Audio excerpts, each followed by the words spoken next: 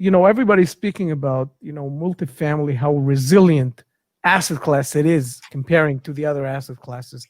And other asset classes because you're involved in a bunch of stuff.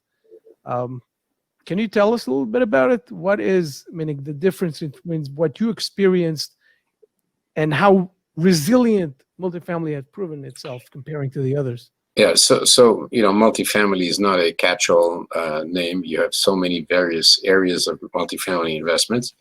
Right. I think that the truth and the emphasis has to be on, my emphasis is really on understanding that multifamily is really a roof over your head. I mean, it's so obvious that this is the reason it's resilient. There's nothing magical about it. It's just Right. everybody has to live somewhere. However, we see certain markets are suffering from enormous vacancies. Manhattan, certain areas of Brooklyn are now dealing with 30 and 40% vacancies in buildings. And so it depends on what class of the multifamily asset you're talking about. Luxury, condominium sales, rentals, middle market, workforce housing. Every area is differently. Right. Everybody still needs a place to live. We don't know what's going to be with office occupancy, although there are various opinions as to what's going to be, and are people going to go back, or they're going to keep Zooming, or how long it's going to take. Medical occupancy is strong, although hospitals and other medical providers have been stressed financially. Their main source of income is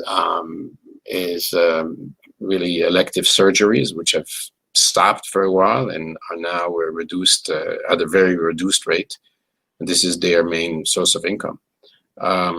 So the stress is felt everywhere in every asset quality, but the resiliency is because of necessity. Right. Everybody needs a roof on the right. You can't travel. You don't stay in a hotel in Memphis, but you still need to sleep at night. Right. Exactly. Tell me something.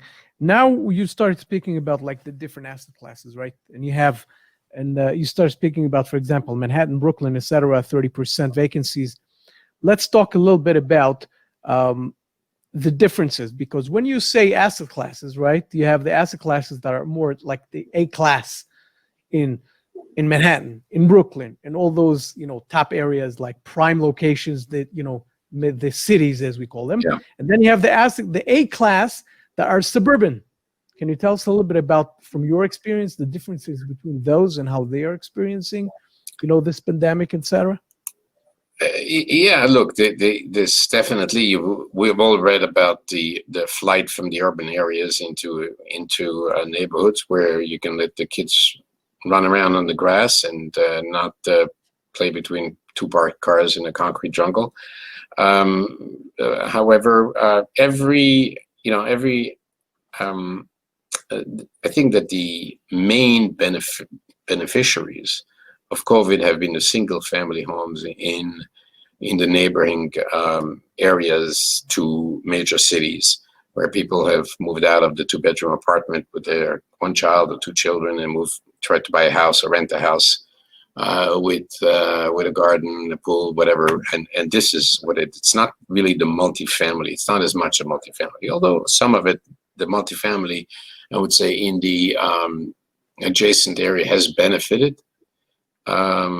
Versus the inner cities, it's really the single-family homes which have gotten the most bang for the buck and have increased tremendously in value.